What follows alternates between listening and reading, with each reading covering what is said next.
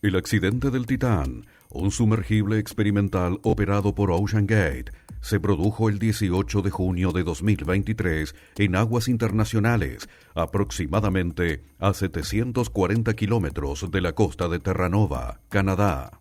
El sumergible, que transportaba a 5 personas, formaba parte de una expedición turística para observar los restos del Titanic. El sumergible Titán era un engendro, un ingenio. Se dice técnicamente la palabra ingenio cuando algo no está seriado ni está fabricado de acuerdo a procedimientos estandarizados, como lo puede ser un submarino militar o un buque de cualquier naturaleza.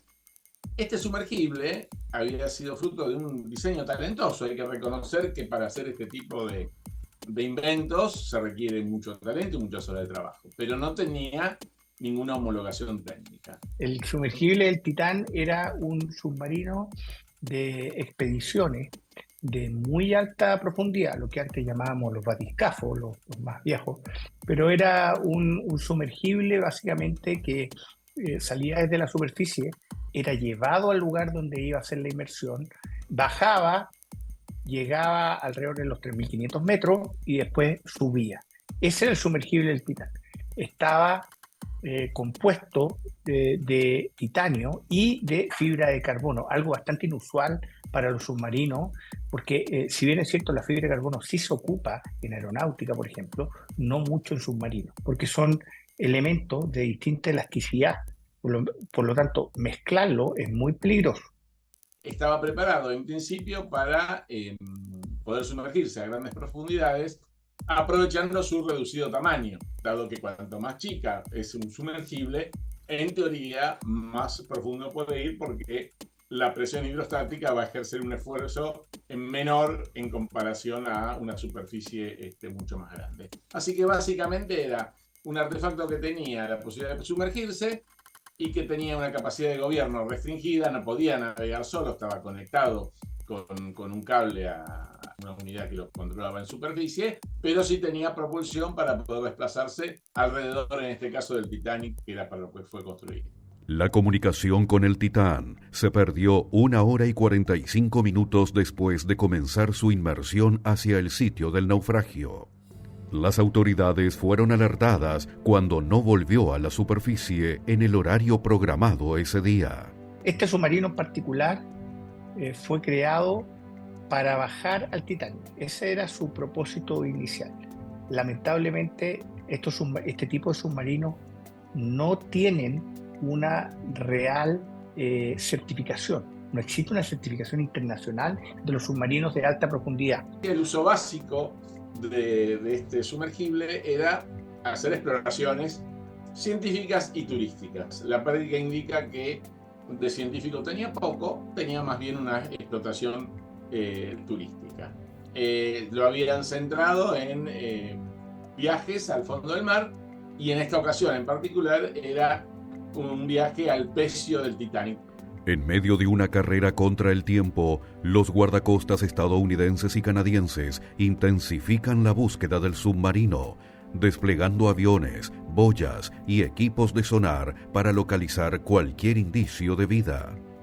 A medida que los días pasan, el sonar capta ruidos bajo el agua, pero las búsquedas aún no han arrojado resultados positivos. La operación se amplía con la participación de más embarcaciones y aeronaves en una acción internacional masiva, con la esperanza de encontrar a la tripulación antes de que se agote el tiempo estimado para la supervivencia. Si nosotros quisiéramos saber qué es lo que ocurrió en el accidente, que todavía sigue siendo objeto de pericias por parte de las autoridades de las guardias costeras de Estados Unidos y de Canadá, al margen de compañías de seguros y otros interesados en este tipo de cosas, tenemos que entender lo siguiente. El diseño de este sumergible era un diseño artesanal. Tenía un gran punto débil, que es que tenía un mirador, en la proa una semicircunferencia de acrílico por la cual casualmente los turistas podían ver el Titán.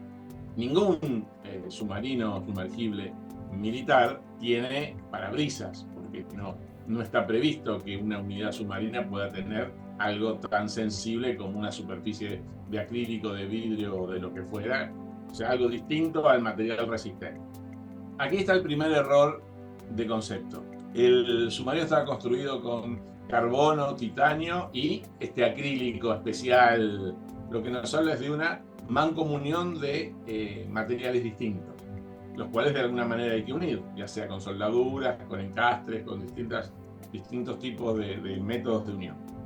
El mezclar elementos en una estructura que está sujeta a compresión y a expansión, ¿por qué digo esto? Cuando el submarino se sumerge, se comprime. La fuerza, la presión hidrostática opera en todas las direcciones, es decir, de arriba hacia abajo, de abajo hacia arriba, de los costados. ¿Por qué? Porque ese objeto metálico que estamos introduciendo desplaza el agua, ¿sí? Donde está el titán no había agua. Y el mar, ¿qué es lo que quiere? Volver a unirse. Entonces, es lógico, sin hacer mucho estudio hidrodinámico, suponer que algo que está metido en el medio de una masa de agua y que está corriendo para todos lados, está haciendo que toda esa masa de agua lucha para volver a estar junta, no quiere estar separada. Entonces, hay una compresión. Cuando sale a la superficie se expande, luego se vuelve a comprimir. Tenía unos cuantos ya ciclos de inmersión y de emersión a superficie. Esto hace que el material se comience a fatigar. Se comprime, se dilata, se comprime, se dilata. Si los materiales son distintos, es muy lógico suponer que la dilatación y la compresión de esos materiales evolucionan de una manera distinta. Si a esto le sumás una estructura de acrílico adosada de alguna manera que hace que se rompe la continuidad de ese material homogéneo, es de suponer que la estructura colapsó. Es decir, si bien en un principio parecía apta para este tipo de esfuerzos mecánicos o hidrostáticos, si se quiere, después de un cierto ciclo, de cantidad de ciclos, evidentemente la dilatación de los materiales hizo que colapsaran, y a una profundidad muy anterior a los 4.500 metros, se calcula que a los 2.000 más o menos fue que implosionó, colapsa. Entonces la violenta entrada de agua a la estructura hace que casualmente se produzca una explosión, pero al revés, en vez de adentro hacia afuera, de afuera hacia adentro. Por eso el material se contrae y no se expande como en una explosión. Lo que ocurrió en el accidente fue que el casco no aguantó la presión del océano circundante. Cada 10 metros de profundidad, 10 metros de columna de agua de mar, tú tienes una atmósfera. Cuando tú bajas 10 metros, tú tienes dos atmósferas, porque está la atmósfera que está en la superficie, más otra atmósfera que se produce con la columna de 10 metros de agua. Estamos hablando de 3.000 metros, 3.800, o sea, 380 atmósferas. Es tremendo. O sea, cualquier ser humano sometido a esa presión se desintegra en pocos segundos. A esas profundidades, no solo tú tienes que tener una estructura que aguante, unos materiales que aguante, sino que la forma tiene que ser especial. La forma típica que más aguanta, que está probada por años, que partió con los arcos que tenían los primeros constructores en nuestra edad antigua. Los romanos fueron famosos por su arco, porque el arco absorbe la presión en forma equitativa. No se produce un punto donde haya más presión que otro. Pero para los submarinos de alta profundidad normalmente se ocupan esferas, porque la presión se distribuye igualmente, no solo en los 360 grados, sino que en todos los vectores. Y uno trata de evitar puntos donde pueda provocarse una presión mayor. En este caso el Titán sí los tenía, porque esa esfera la partieron, la agrandaron para llevar más gente, le cambiaron su forma. En las partes que eran rectas tenían más presión que las partes que eran esféricas.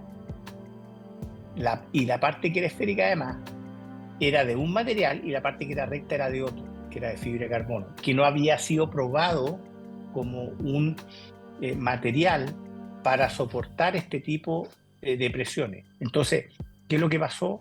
Colapsó parte del submarino e instantáneamente se produce una implosión. Cuando tú aplastas una lata de vidrio, eso es una implosión, y eso es lo que se produce. Tras una búsqueda que duró casi 80 horas, se descubrió un campo de escombros que contenía partes del Titán, aproximadamente a 488 metros de la proa del Titanic. La Armada de los Estados Unidos llegó a la conclusión de que el submarino implosionó el mismo día del viaje, poco después de que el Titán comenzara su descenso, provocando la muerte instantánea de todos sus ocupantes. Esto sucede a unas 400 millas náuticas, o sea, unos 760 kilómetros de la costa de Terranova, en Canadá. ¿Por qué digo que es importante? Porque ocurre en mar libre, fuera de toda jurisdicción nacional de las guardias costeras o de los estados ribereños, es decir, del estado, en este caso, de Canadá o de Estados Unidos, de acuerdo a la latitud en la que se encuentre. Y esto hace que es muy difícil prohibir este tipo de aventuras. ¿Por qué? Porque están fuera de una jurisdicción de un país que pueda decir esto no se puede hacer. ¿Y cómo es que lo dejaron zarpar? Bueno, este artefacto naval, porque no es un barco, todo lo que está destinado a estar en el agua, pero no tiene posibilidad de desplazarse por sí mismo, es un artefacto naval y no un buque. Este artefacto naval zarpa de Terranova a bordo de un barco nodriza. Ese barco nodriza sí está apto para navegar. Y esto, mientras no navegue, es como si hubieran llevado un lavarropas o un termotanque arriba de la cubierta. La autoridad marítima no puede prohibir llevar elementos, salvo que sea un elemento nuclear que puede poner en riesgo la limpieza de los mares o la contaminación de las aguas.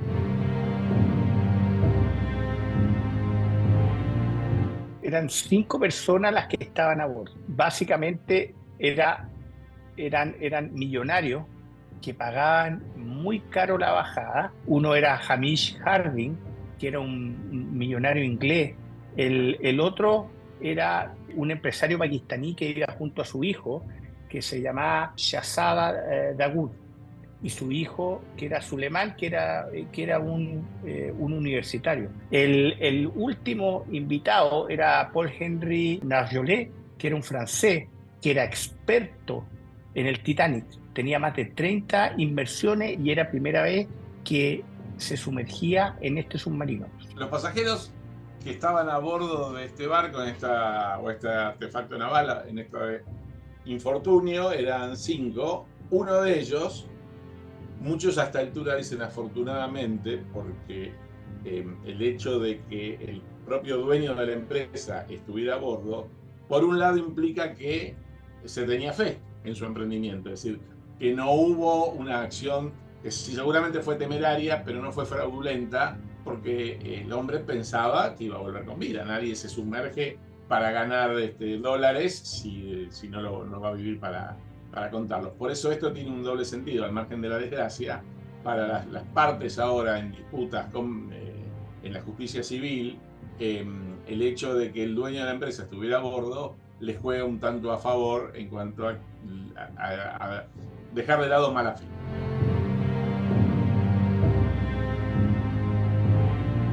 Obviamente que las repercusiones fueron muchas. En primer lugar, esta empresa había sido alertada en reiteradas oportunidades por diversas academias y cámaras del sector, porque todos cuestionaban de dónde estaban las homologaciones de este artefacto naval. El hecho de lo que ocurrió no solo alerta al sector industrial naval en general, sino que es un llamado de alerta a las autoridades marítimas internacionales, donde queda claro que había un vacío legal. El impacto fue temporal y tremendamente acotado, porque nosotros tenemos memoria a corto plazo, lamentablemente. Ahora, hoy día ya están ofreciendo nuevos tours para ir al Titanic. Pero yo como submarinista, yo como ingeniero, sinceramente, aunque tuviera el dinero para bajar, aunque me lo hicieran gratis, yo no bajaría.